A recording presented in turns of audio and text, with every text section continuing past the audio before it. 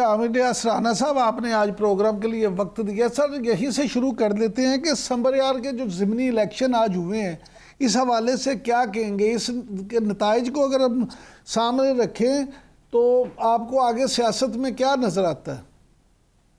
कुछ फर्क नहीं पड़ना। यहाँ पे इल्जामात की सियासत चलती है। हारने वाले ने कहना धांधली हुई और जीतने वाले ने कहना मैंने ठीक किया। और शेख वकास अकरम ने पहले से ही अनाउंस कर दिया रिजल्ट कि जी कंटेनर लगा के वो बंद कर दिया गया है। पूरी कंपेन में कोई शिकायत नहीं थी, सारे ठीक ठाक चलते रहे और लोगों ने जाके सर्वे भी किए। पाकिस्तान की इस सियासत में जो मौजूदा सिचुएशन है उसमें समड़ियाल का इलेक्शन एक जिमनी इलेक्शन है, जाहिर है। और मुझे नहीं फर्क पड़ता लगता कि इस तरह का कोई खास फर्क पड़ेगा। हाँ, उस वक्त था जब पीटीआई अपनी गवर्नमेंट में मुसलसल इलेक्शन हार रही थी और एक के अलावा सारे इलेक्शन हार गई थी जिमनी जितने भी थे, समेत इमरान खान की सीट के। तो ये आज तो बिल्कुल ही सियासत दूसरे रुख पे जा चुकी हुई है, इंतहाओं पे है, जहां बातचीत हो नहीं रही, मद्दे मुकाबिल हैं एक दूसरे के और इखलाकियात का कोई ताल्लुक ही नहीं रहा सियासत में, पार्लिमान में, कहीं पे भी। अच्छा आमिर भाई, ये फरमाइएगा कि नवाज शरीफ की अचानक मेडिकल चेकअप के लिए जो लंदन रवानगी है, ये वाकई मेडिकल चेकअप है या कोई और भी मसाइल हैं?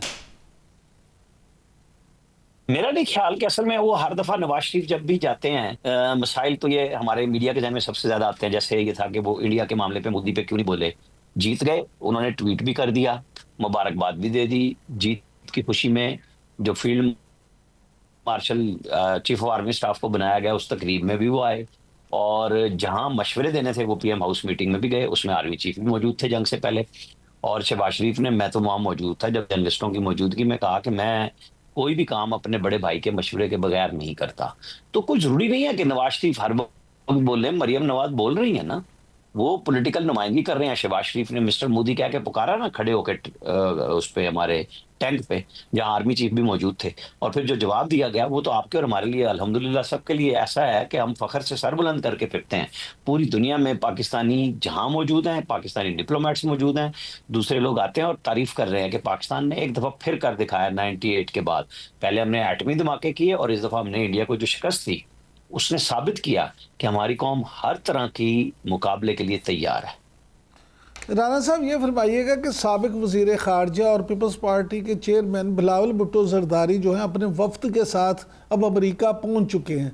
क्या आप समझते हैं कि वो भारत के जो अज़ाइम हैं उनको वहाँ बेनकाब करने में कामयाब होंगे और अमेरिका और अक़वाम मुत्तहिदा में अपनी प्रॉपर आवाज़ सही तरह पहुँचा पाएंगे?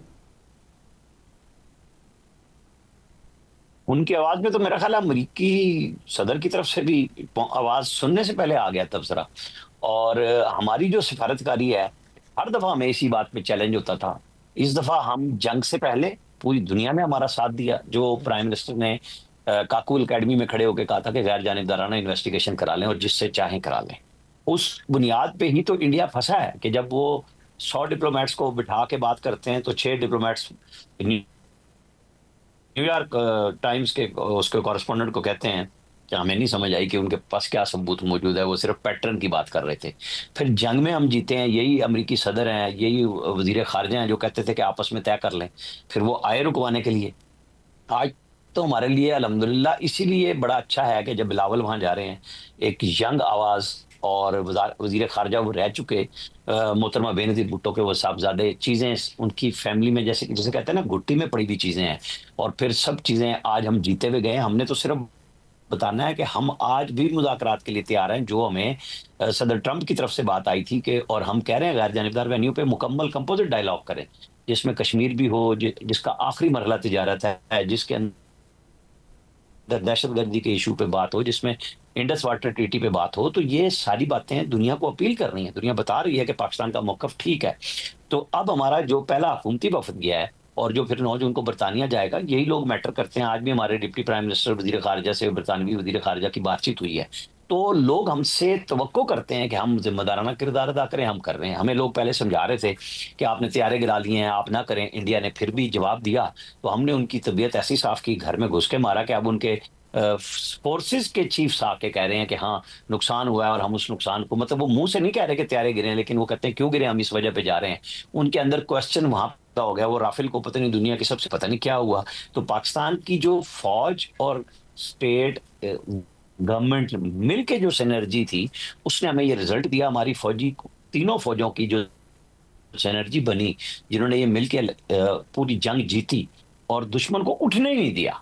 मतलब उन्होंने एक हमला तो किया ना मिसाइलों का हमारे बेसिस पे, उसके जवाब में जो कुछ हमने किया, उनके तो त्यारे 400-400 किलोमीटर दूर थे, वो नजदीक ही नहीं लाए, इतने खौफजदा थे कि पता नहीं हम क्या कर देंगे। तो बेहतरीन होगा हमारे इस जो हमारी खारजा उमूर पे एक 7 रुकनी कमेटी गई है, जिसमें वज़ीर खारजा भी शामिल हैं, जिसमें साबिक सफारतकार शामिल हैं, अच्छी गुफ्तगू करने वाले लोग हैं। मेरे ख्याल में हमारे लिए दुनिया में से अच्छा और पॉजिटिव पैगाम आएगा। बिल्कुल ठीक है। आमिर भाई ये बताइएगा कि बजट की आमद है और IMF ने डू मोर का मुतालबा कर दिया है। आप क्या समझते हैं कि हुकूमत को जो ये कहा गया कि गैर तरजीही अखराजात में कमी की जाए, तो हुकूमत ऐसा कुछ करने में कामयाब हो जाएगी? क्या IMF के मुतालबात मान लिए जाएंगे? देखें, जब आपने कर्जे लेने हैं तो आप मुतालबात तो उनके मानने पे पहले से ही मजबूर हैं। हाँ, असल बात है तरजीहात क्या है हुकूमत की, उसके ऊपर बात होती है। तो मैं तो सब लोगों से जिनसे मिलता हूं, मैं कहता हूं भाई ये तुम्हें तनख्वाहदार तबका ही मिला टैक्स लगाने के लिए? ये ताजिर जो इस मुल्क में बैठे हैं, ये आपको और मुझे पता है, लाहौर में, इस्लामाबाद में, पिंडी में, गुजरांवाला, पेशावर, मुल्तान, जहां मर्जी चले जाएं, करोड़ों रुपए का डेली बिजनेस होता है, टके का टैक्स नहीं देते। तो इनके ऊपर गवर्नमेंट को, जहां शहबाज शरीफ ने कहा ना पहले भी कई दफा कि हमने रियासत बचाई और सियासत खोई, भाई सियासत खो दें, इन ताजरों से टैक्स लें, ये मुल्क और सियासत रियासत सब बच जाएंगी। यही वो सबसे बड़ा ऐसा तबका है जो 1 टके का टैक्स नहीं देता, और इसको हर दौर की अपोजिशन में, जिसमें तमाम सियासी जमातें आ गई, वो इन्हें सपोर्ट करते हैं और ये अकेले रहते हैं और टैक्स नहीं देते। सबसे बड़ा टैक्स चोर जो है वो हमारा ताजिर तबका है, बड़ा इंडस्ट्रियलिस्ट है। इसके ऊपर होना चाहिए। ये तनख्वाहदार तबके की जान छोड़ें और वहां जाएं जहां से टैक्स लेना है, और ताजिरों के ऊपर फिक्स टैक्स पहली दफा में लगा के उसकी वसूली को यकीनी बनाएं। आप वोट छोड़ के होते रहे, लेकिन इस पाकिस्तान को तो चलाना है ना। जब आपको पैसे ही नहीं होंगे तो चलाएंगे कैसे? अभी दिफाई अखराजात भी हमारे बढ़ने, और हमारे अखराजात को जस्टिफाई किया दिफा के जो हमने किए और हमने जो जंग जीती। मेरे ख्याल में IMF अगर कुछ कर रहा है, कोई हमें बड़ा बुरा लगता है महंगाई की वजह से, लेकिन कब तक मांगते फिरने पे चलेंगे? देखें, अब आपको ना वो कर्जों की भी सहूलत नहीं है, आपको ग्रांट्स भी नहीं है। या तो आप इंडस्ट्री की ग्रोथ लाएंगे जो IMF के प्रोग्राम से निकलने की सूरत में तब होगी जब आप ग्रोथ एक सर्टन एरिया पे ले जाएंगे, फिर ही जाके कुछ आप करेंगे। या आपके पाकिस्तानी जो ओवरसीज हैं रिमिटेंसेज भेजते हैं, हमारे पास दो ही तो रह गए हैं ये कर्जे। तो हमारा आजकल का दिन टपाऊ प्रोग्राम है जो लोगों ने हमारे पास, हमारे दोस्त ममालिक ने हमें कर्जे दिए हुए हैं ज़र मुबादला के ज़खायर को मुस्तहकम रखने के लिए। मेरे ख्याल में गवर्नमेंट को यह फैसला बड़ा बोल्ड करना चाहिए कि जो तबका टैक्स नहीं देता सबसे पहले उनसे लें। अच्छा आमिर साहब, ये फरमाइएगा कि ये जो PTI की तरफ से ये बड़ा कुछ लोग ये शोर मचा रहे हैं कि ईद से पहले इमरान खान साहब की रिहाई हो जाएगी, लेकिन अब हुकूमती ज़राए और इवन नैब की तरफ से भी इसकी तरदीद है कि नहीं, ऐसी कोई बात नहीं। आप बतौर एक सियासी मुबस्सिर के क्या समझते हैं कि क्या ईद से पहले या ईद के बाद भी आपको इमरान खान साहब की रिहाई कहीं नज़र आती है?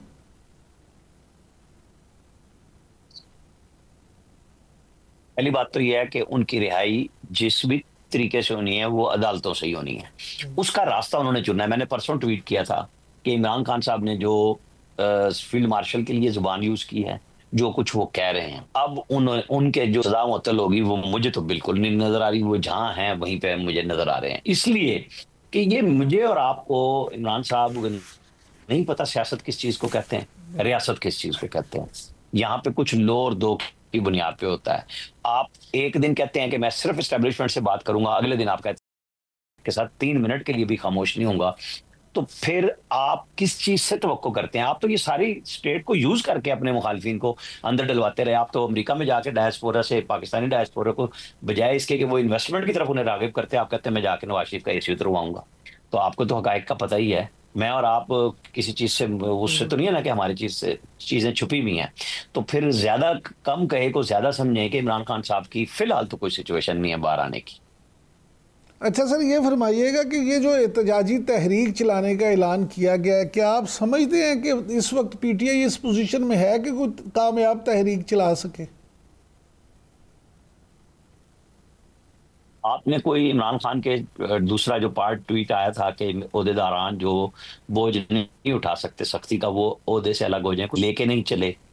तो बल्कि सेक्रेटरी इत्तलात हमारे दोस्त हैं उनके, शेख वकास अकरम साहब, उनको इमरान खान साहब के मैसेजेस की बुनियाद पे इस्लामाबाद KP हाउस में आके बैठना पड़ा कि इस्लामाबाद आके बैठ के बात करो वरना बदल दो। तो आप ये समझते हैं, मैं तो आपसे भी सवाल कर लूंगा कि आप समझते हैं कि इन लोगों ने कोई ऐसी तैयारी कर ली है, या इमरान खान ने जो कहा है और बैरिस्टर अली जफर के जिम्मे लग गया अब कि वो एहतजाज का प्लान उनको जेल में देंगे और जेल से वो क्यादत करेंगे इस तहरीक की।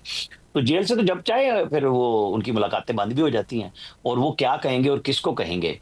वो लोग जो सारे तरीके चला चला के थक चुके, जिनके वर्कर्स, जिनके इलाके के लोग आके यहाँ पे मुकदमात में फंसे, उनकी जमानतें हो गई, उनका आना जाना, उनके अखराजात मुश्किल हो चुके हुए हैं, कि फिर वो अपीलों पे आ गए हैं कि जनाब वो इकट्ठे केस करें, या 6 महीने बाद, अब सुप्रीम कोर्ट ने कह दिया ना कि 4 महीने के अंदर आपने इंसदाद दहशतगर्दी की अदालतों ने फैसले करने हैं 9 मई के, और वो होने शुरू हो गए, इस्लामाबाद में आ गया, बाकी अपने मनते के इंजाम की तरफ जा रहे हैं। ऐसे में कौन आएगा? मैं नहीं समझता कि इनके लोग तहरीक के लिए लोगों को निकाल सकने के लिए भी आगे आएंगे। सर बात यह है कि आपने जो मुझसे सवाल किया था, तो देखें बैरिस्टर अली ज़फ़र साहब की इल्मी काबिलियत पे, उनके एक अच्छे इंसान होने के, उनके एक अच्छे वकील होने पे तो हमें कोई इतराज़ नहीं है, लेकिन ये तहरीक चलान की गल उन्होंने तक आ गई है तो फिर ना ही समझो। बस फिर तुसी खुद ही जवाब देता तो समझ आ गई। पहले सलमान अकरम राजा साहब उत्थे लाहौर चलाते रहे तहरीक गड्डी च बह के अपनी, हाँ जी। और ये वही बात थी सलमान अकरम राजा साहब की कि रस्ते बंद हैं। वो जिस तरह एक वो यंग लड़के ने कहा था, जब पुलिस पकड़ेगी तो इनकलाब कैसे आएगा, तो इस तरह तो नहीं आता इनकलाब। अच्छा राना साहब, ये फरमाइएगा कि अफ़गानिस्तान के साथ जो मामलात पाकिस्तान के पहले से बेहतर हो रहे हैं, उनके वज़ीर ख़ारजा भी 3 रोज़ा दौरे पे आ रहे हैं, अमीर मुत्तकी साहब, तो आप क्या समझते हैं कि इससे जो है वाकई आपको कोई बेहतर तब्दीली नज़र आ रही है? ये एक बड़ी पॉजिटिव चेंज है, मैं समझता हूँ। आप इसको लेके चले, नवंबर में जब पिकतिया के सूबे में हमने उनके 3 जगहों पे ड्रोन लगाए, 18 घंटे हमने वेट किया, और उनके जो टीटीपी के ठिकाने थे 3, उनकी जो शूरत बैठती थी जहाँ पे खुदकुश बमबार मौजूद थे, हमने सब उड़ाए। उसके बाद वो कंधार की तरफ शिफ्ट हुए। उसके बाद हम क्लियर थे कि अब हमने जाके मारना है इनको, बिल्कुल नहीं छोड़ना। तालिबान को मैसेज दिया, वो नाराज हुए। फिर दोबारा रिप्रोचमा हुआ, वजीर खारजा हमारे इसहाक डार साहब वहां तशरीफ ले गए, फिर मोहम्मद सादिक साहब गए, और फिर चीनी नुमाइंदा खसूसी भी आए, और फिर ये जंग हुई। इस जंग ने वो जीत दी जो पाकिस्तान की जरूरत थी। उसके बाद अफगान तालिबान को भी बात समझ आ गई कि जब हम उनसे लड़ सकते हैं तो ये कोई इशू नहीं है कि हमने बहुत मोहब्बत कर ली अफगान गवर्नमेंट तालिबान की अबूरी हुकूमत से कि भाई हमें तंग ना कराएं। तो अब उनका बाज़ाब्ता मैसेज चला गया है कि कोई भी यहाँ अफगानिस्तान में मौजूद किसी और जगह पे जाके दहशतगर्दी नहीं कर सकता। फिर चाइना में हमारी सैफरी की वजीर खारजा की मीटिंग भी हो गई, तो ये बड़ी क्लैरिटी के साथ समझ आ गई तालिबान को भी। वहां पे इंडिया ने कोशिश की इस जंग के बाद, मार खाने के बाद, कि वहां से कोई रास्ता बनाए। हमने चाइना के साथ मिलकर ये काम किया। मेरे ख्याल में एक बहुत अच्छा रास्ता बन रहा है अफगानिस्तान के साथ कि वो टीटीपी को रोकें। लेकिन हमने तो जंग के बीच में भी उनके 60-70 लोगों को जो इकट्ठे खारजी निकले थे और मार के उनकी वीडियोस तस्वीरें दिखाई कि उनमें कितने लोग रियल अफगान थे और कितने लोग इधर से गए हुए जो टीटीपी के कन्वर्टेड थे। तो अफगान तालिबान को भी समझ आ गई कि गेम खत्म हो रही है और खराब हो रही है। अब एक अच्छा है कि मंडे से, कल से यानी, दोनों तरफ अफगान सफीर हो जाएगा, पाकिस्तान का सफीर हो जाएगा नाज़िमुल उमूर की जगह पे। तो बातचीत रास्ता है और बेहतरीन रास्ता है। मेरे ख्याल में ये अच्छी शुरुआत है।